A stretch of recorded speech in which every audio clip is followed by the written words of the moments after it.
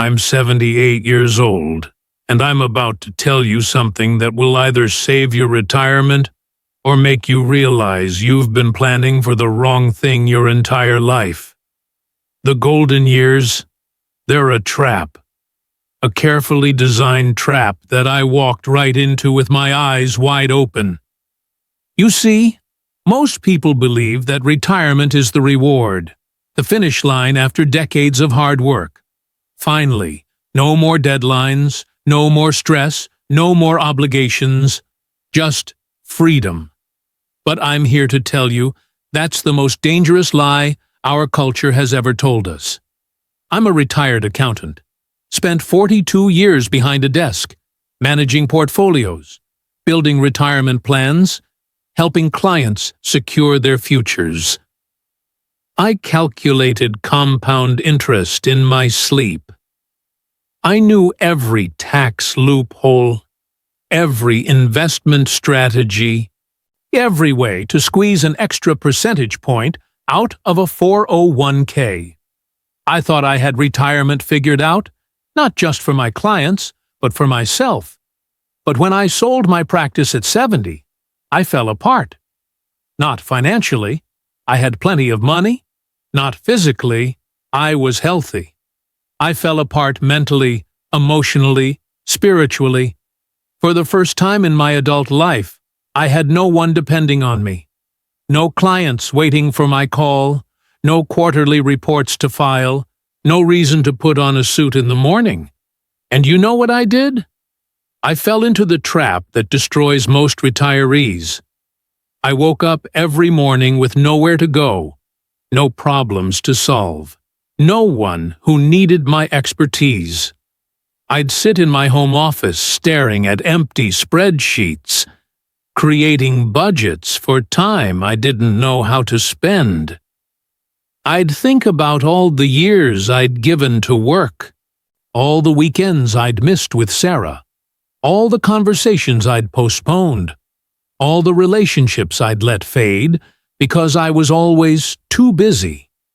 Then I'd open my laptop, scroll through financial news, read about market crashes and economic disasters and numbers that used to excite me, but now just made me feel hollow. By the second week of retirement, I stopped setting my alarm. What was the point? There were no client meetings, no tax deadlines, no early morning calls from panicked business owners who needed their quarterly reports. For 42 years, my mornings had purpose. Now they were just empty. I'd lie in bed until 9, sometimes 10, staring at the ceiling, running calculations in my head. Not useful calculations, obsessive ones. How many Saturday mornings had I missed with Sarah? How many times had I said next year to the trip we never took? How many friendships had I let die because I was always reviewing someone else's balance sheet? The numbers were brutal. More brutal than any audit I'd ever conducted. When I finally dragged myself out of bed, I'd shuffle to my home office in the same clothes I'd slept in. I'd open my laptop, pretend I was checking important emails. But there were no important emails, just spam, just newsletters, just reminders that the world had moved on without me. So I'd scroll. Financial news, market updates, economic forecasts, things that used to make me feel smart, connected, relevant. Now they just reminded me that I was watching from the sidelines, a spectator, an ex-player who'd been benched permanently. Sarah noticed first. She always did. One morning, about 3 months in, she found me at my desk at 2 p.m., still in my pajamas, staring at a blank spreadsheet. "William," she said quietly, "you're disappearing." I looked up at her, confused. "I'm right here." "No," she said, and her voice cracked. "You're here, but you're not really here. You're like a ghost in this house, You drift from room to room, but you're not present. You're not alive. I wanted to argue. I wanted to defend myself, but I couldn't, because she was right. I was dying, not from disease, not from old age. I was dying from something far worse, slow spiritual suffocation.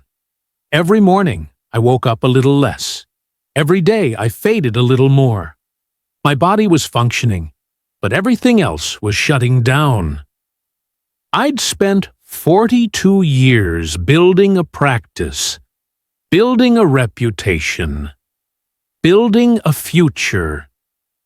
And now that the future had arrived, and I realized I'd forgotten to build a reason to be in it. 3 more months passed like this. Then I saw something that changed everything. It was a Tuesday morning, 6 a.m. I know because I was awake. Not by choice, but because I'd been lying there since 4:30, trapped in another loop of regrets and calculations that led nowhere. I got up to close the curtains, to block out the sunrise that felt like an accusation. That's when I saw her. Janet, my 85-year-old neighbor, standing in her driveway, loading folders into her car, dressed like she had somewhere important to be. Not shuffle around the house clothes, real clothes. She was moving with purpose, with energy, with something I hadn't felt in 8 months. Urgency. I watched her through the window like a prisoner watching someone walk free. This wasn't the first time I'd seen her leave early. It was every Tuesday and Thursday, same time, same purposeful rhythm. And every time I saw her, the contrast burned deeper. She was 15 years older than me. 15 years. She should be the one shuffling around in pajamas, not me. The next Thursday, I was at the window again, waiting, watching. When Janet came out, I don't know what possessed me, but I opened the front door and called out to her. "Janet!" She turned, smiled. That smile, God, it had light in it. Real light. I walked down my driveway in my robe and slippers, and the words just spilled out. How are you so alive at 85 when I feel like a ghost at 70? I hadn't meant to say it like that, so raw, so desperate. But there it was. Janet set down her folders and looked at me with these clear, sharp eyes. Because I haven't retired from mattering, William. I just changed who I mattered to. I didn't understand. She could see it on my face. "Where do you go every Tuesday and Thursday?" I asked. "The community center. I teach financial literacy to young people starting their first businesses." She paused, studying me. "You know, kids who have no idea how to read a balance sheet or calculate quarterly taxes. Kids who are drowning in the exact things you spent 42 years mastering." Something in my chest tightened. "Come with me Thursday," she said. 6 a.m. "I think you've been calculating the wrong equation, William. You've been trying to figure out how to spend your time. But that's not the question."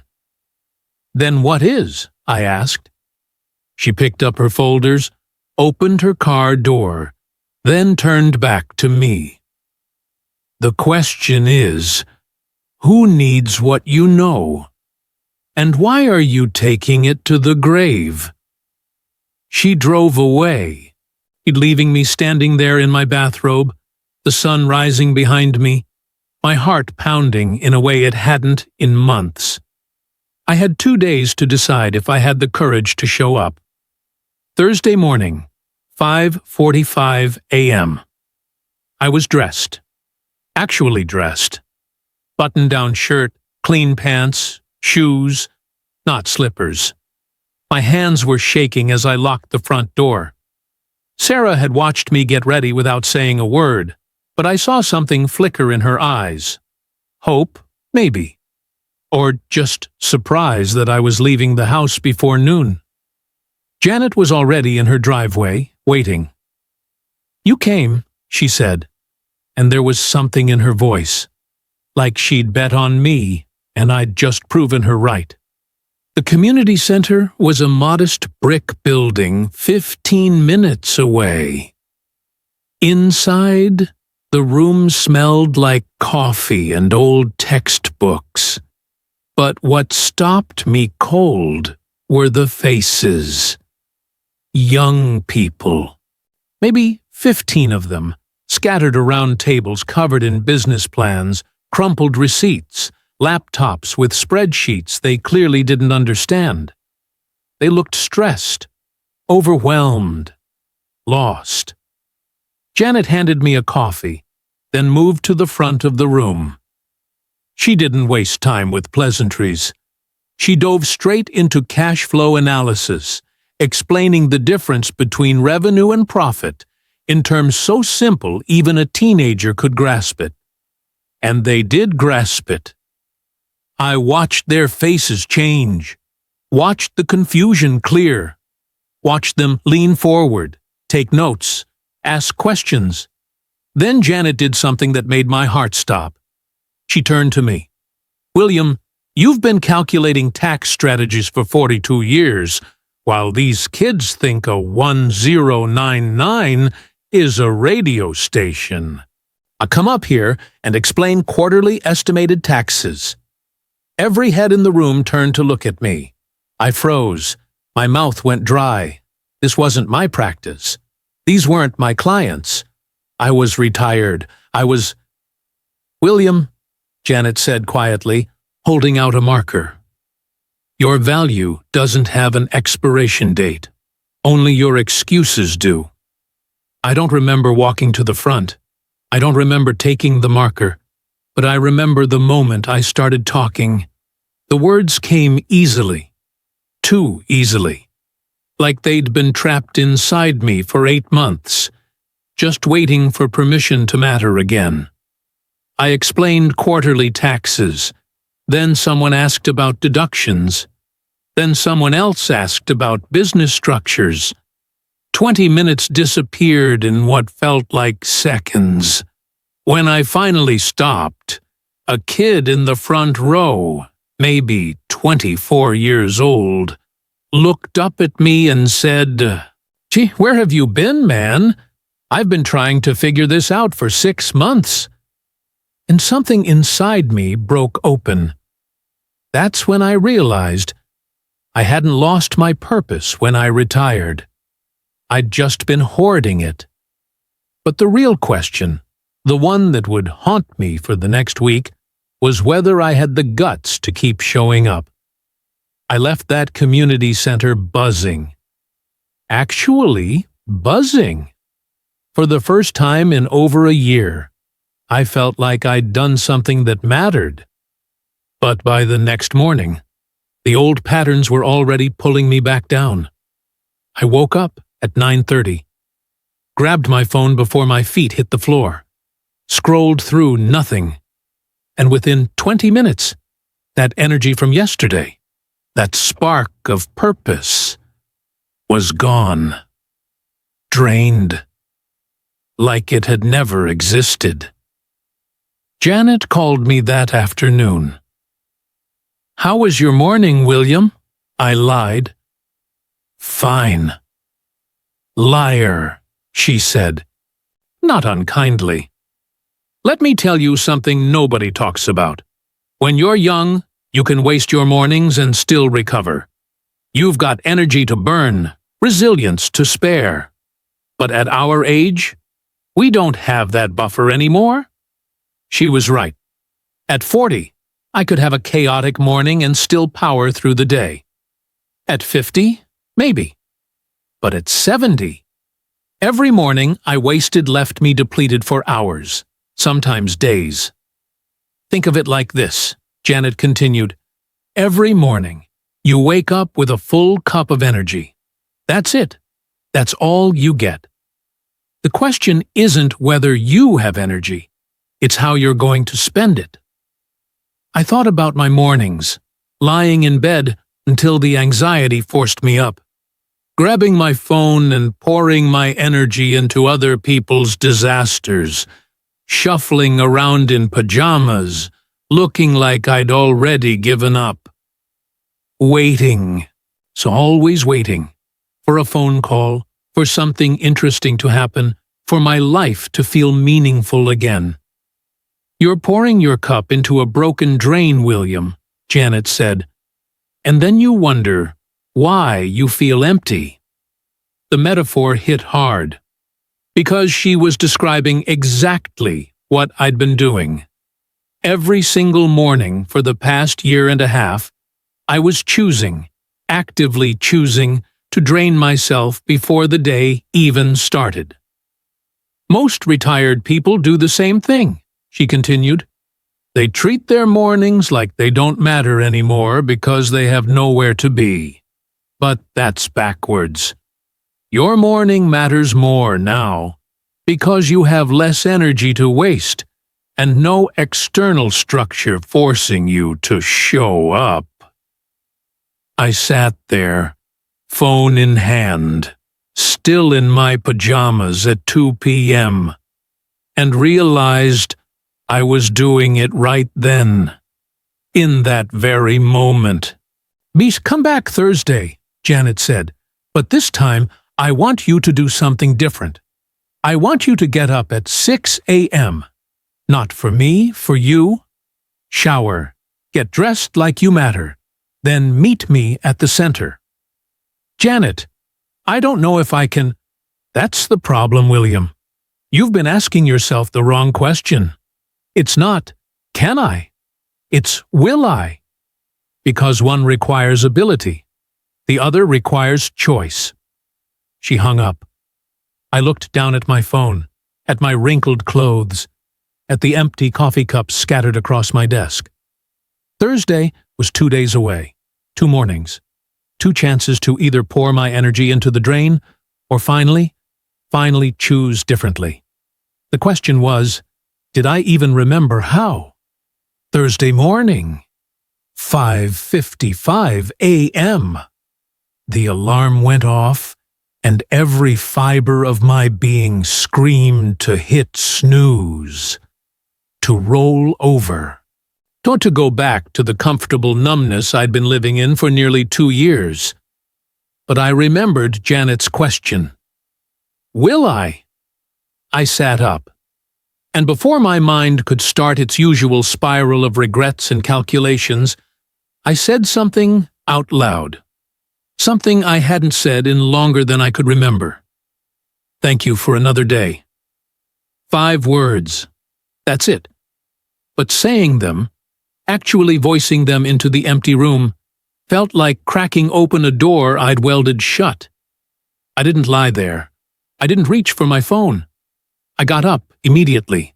My legs were stiff, my body protesting, but I got up. I showered. Not the quick rinse I'd been doing every few days. A real shower. I shaved. I looked at myself in the mirror. Really looked. And barely recognized the man staring back. When had I gotten so old? So defeated? I put on real clothes. Not the ratty sweats I'd been living in. A clean button-down shirt, khaki pants, leather shoes I hadn't worn in 6 months.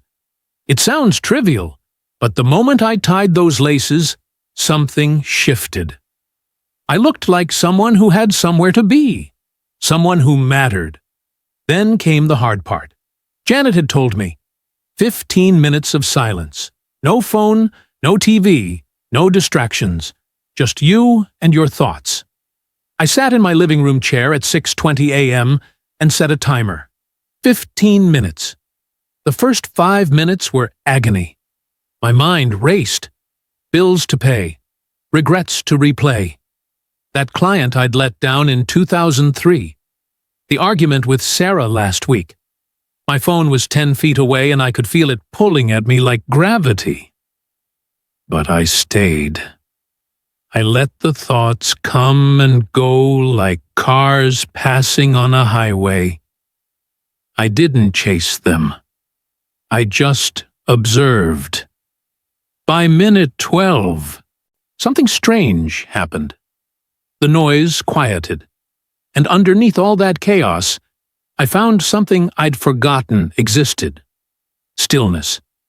When the timer went off, I opened the journal Sarah had given me 3 Christmases ago. Never used. I wrote 3 things I was grateful for. Then 1 intention for the day. Show up and be useful. Then I read. Not financial news. Not market updates. A real book, a biography of Ben Franklin I'd bought 2 years ago and never opened. For 30 minutes, I fed my mind something nourishing instead of poisonous. By 7:30, I was standing in my kitchen, drinking coffee, and I realized something that made my hands shake. I wasn't just awake. I was alive. Actually alive. For the first time in nearly 2 years. I looked at the clock. Janet expected me at the community center at 9 a.m. But as I grabbed my keys, a terrifying thought hit me. What if this feeling doesn't last? What if by tomorrow I'm back in bed, back in the spiral, back in the grave I've been digging? What if one good morning isn't enough to save me? I kept that routine for exactly 3 days. Then Friday came, and I slept until 9 o'clock. By Saturday, I was back in my pajamas until noon, telling myself I'd earned a break. By Sunday, the old William was creeping back in, and I could feel it. That slow fade, that familiar suffocation. Monday morning, Janet showed up at my door at 6:15 a.m. She didn't knock. She rang the doorbell. Repeatedly. I answered in my bathrobe, my phone still in my hand. She looked at me with something between disappointment and fury. What happened? I don't have time for all that morning routine stuff every single day, Janet. It's exhausting. She stepped inside without being invited. Don't have time? William, you have nothing but time. You're not busy. You're avoiding. There's a difference. I need rest. You've been resting for 2 years, her voice cracked. And it's killing you. You think you're choosing rest, but you're choosing decay. You think you're being kind to yourself, but you're being cruel. I opened my mouth to argue, but she wasn't done. Your morning isn't just about how you start your day, William. It's about who you're becoming. Every single morning, you're either building yourself into someone who matters or tearing yourself down into someone who's already dead. There is no neutral ground. There is no taking a break from choosing. The words hit like a physical blow. When you wake up and grab your phone, you're choosing to be a passive consumer. When you stay in your pajamas, you're choosing to be someone who's given up. When you lie in bed obsessing over regrets, you're choosing to be a victim. These aren't small choices, William. They're life or death choices. I felt my throat tighten. But I'm tired of trying. Then you'll die tired, she said flatly. But at least you'll die trying to live instead of trying to disappear. She turned to leave, then stopped at the door. The community center needs someone to run a financial literacy workshop next Thursday. 12 young business owners signed up. I told them you'd do it. My heart stopped. Janet, I can't. Yes, you can. The question is, will you? She left. I stood there in my bathrobe, holding my phone, staring at the closed door. Thursday was 3 days away. 3 mornings to either show up as the man I used to be, or admit I was already gone. Tuesday morning, I was up at 6 a.m., going through the motions. but my mind was somewhere else. My son Daniel hadn't called in 3 weeks. My daughter Emily sent a text on Sunday. Short, distracted, clearly typed while doing something else, and I couldn't stop calculating it. 3 weeks. One text. The ROI on 30 years of fatherhood was apparently silence. I was sitting there with my journal, supposed to be writing gratitudes, but instead I was writing, "Why don't they call? What did I do wrong? When did I become irrelevant to my own children?" Janet found me like that Thursday morning before the workshop. Saw my journal open on the table. She read it without asking permission. Then she sat down across from me. "This is why you can't move forward, William. And you're still waiting. They're my kids. They're adults with their own lives, their own responsibilities, their own struggles you know nothing about. And you're sitting here every morning waiting for them to validate your existence." Her voice softened. "William, your morning should not be about waiting for your children's attention. It should be about creating your own purpose." The words stung because they were true.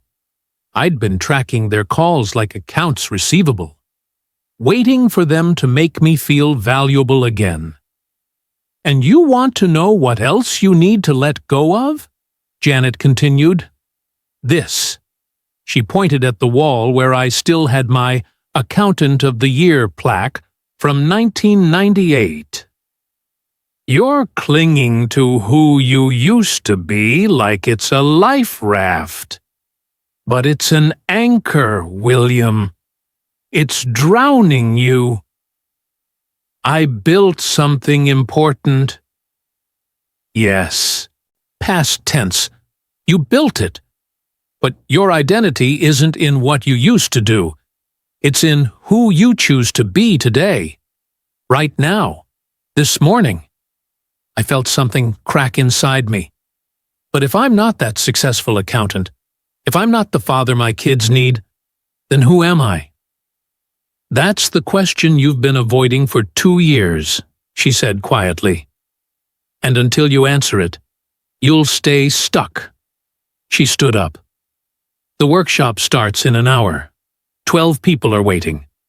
Not for the accountant you used to be, for the mentor you could become." She walked toward the door, then turned back.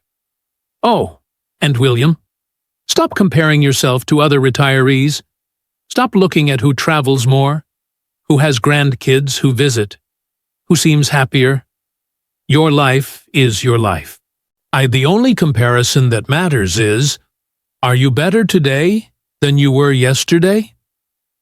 She left me sitting there with my journal, my old plaques on the wall, my phone silent beside me. 1 hour until the workshop. 1 hour to decide if I could walk into that room as someone new, or if I'd cancel, go back to bed, and finally admit I was too broken to be put back together. I showed up to that workshop. Barely. My hands were shaking as I walked into the room. But something happened when I started teaching.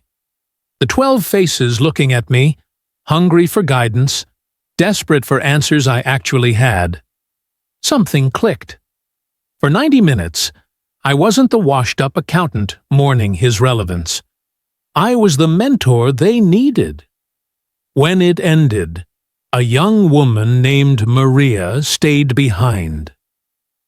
"Mr. William," she said, "I've been trying to figure out my business taxes for 6 months.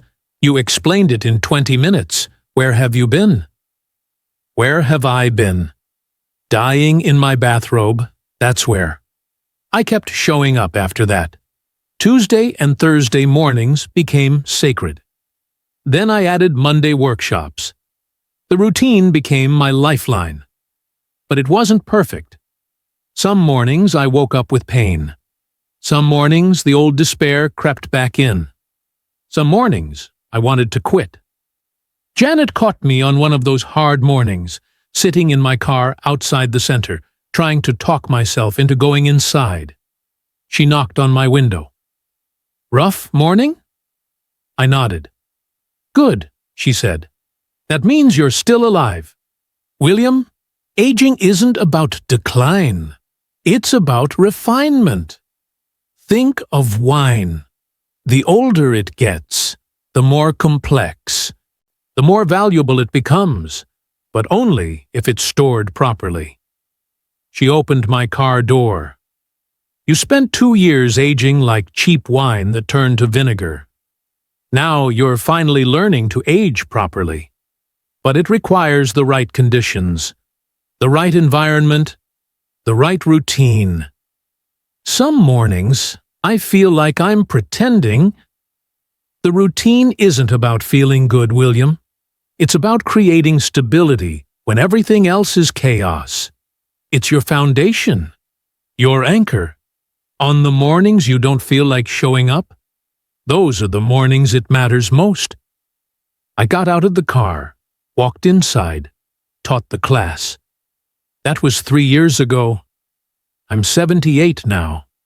5 years since that first morning with Janet. 5 years of showing up even when I didn't feel like it. 5 years of choosing to age like fine wine instead of vinegar.